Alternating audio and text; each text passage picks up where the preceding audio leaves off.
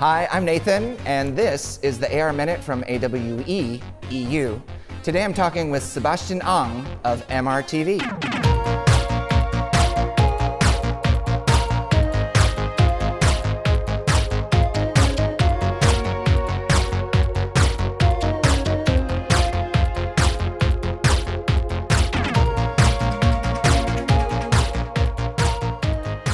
Can you tell us a little bit about, for those who may not know MRTV yet, about what you do there? Yeah, sure. So on MRTV, I review all of the XR hardware, right? So yeah, all through the bank, and normally I'm one of the first to check them out.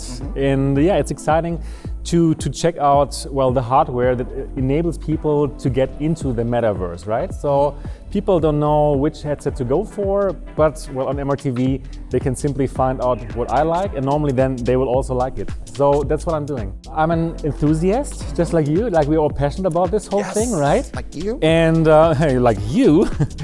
And when I first got in touch with it, with the DK2 from Oculus, 2014 probably, there was no content there. There were no people who would review this stuff. And I was looking on IGN and stuff, and there was just nothing, because it was too new, right? The only thing that was there was Road to VR. Ben already did something there. Hi, Ben.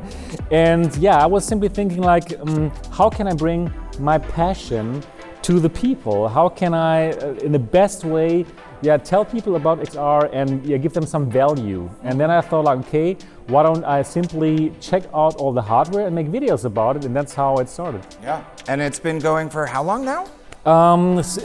Well, first I did Daydream District. Can you remember Daydream? There was like Google's approach to VR, and you know, Google somehow likes to try things and then they throw it away. So I did a whole YouTube channel about Daydream. It was called Daydream District. It was really good. Yeah, and then they decided to stop Daydream. So okay, I needed to pivot, and then MRTV, mixed reality TV. And then I thought, okay, this time I will just cover all the headset, not just one. And now, I'm here on your show. I'm famous. On the I made it. So we heard from Ori today a lot about dreams for the metaverse. As somebody who's touched maybe more devices than anybody else, what's your dream for the metaverse? Where do you see this all going?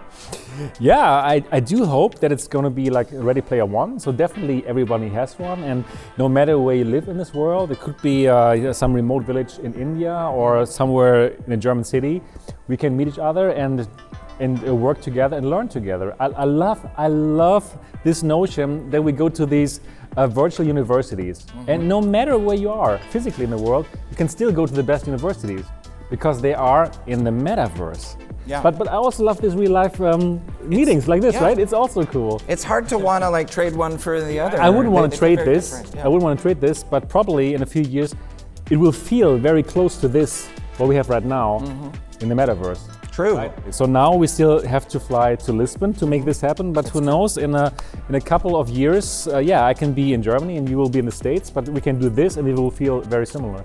Love it. Yeah, hope it's gonna happen. Are you ready for the really hard question? Oh no, I thought this was already hard. Okay. Come on, give it to me. So we hear at expos like this that, and from all of the great expert speakers, that there's still a lot of problems to be solved in XR. There's concerns about privacy, there's concerns about access, there's concerns about your data, there's so many different things. As somebody who's advocating for a future where everybody has a VR headset, how should we be tackling these sticky problems, and what's your responsibility to sort of address that in the work that you do? Wow, I totally address this in the work all the time. So for example, the Quest 2, it was an amazing headset, it's still, and most of the industry was kind of hyping it, but I must say I didn't really do that because I didn't like the forced Facebook login.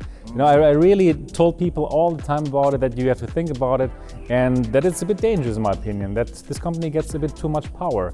So what we can do as content creators who tell people about it, tell them about the problems that we see, or like, okay, this is Facebook, but also with Pico, it's a Chinese company. We also have to think about where our data is going, right?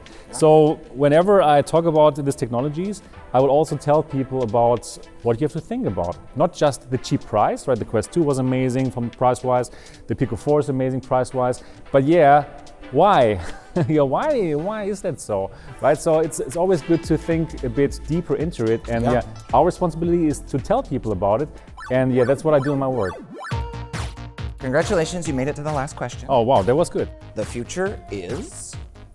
Awesome. That was not a paid placement.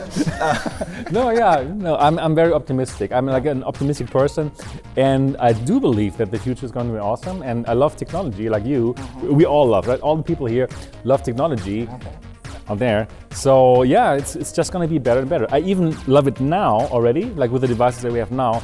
But the future is going to be amazing. I love that. So I love that in your vision of the future seems to be a sort of mindful understanding of where we are and the ability to appreciate the now and the process of getting to that future. Right? There's still a lot of metaverse to enjoy, even if it's not perfect. Right? Exactly. Even now, it's already kind of fun, and we are all on this.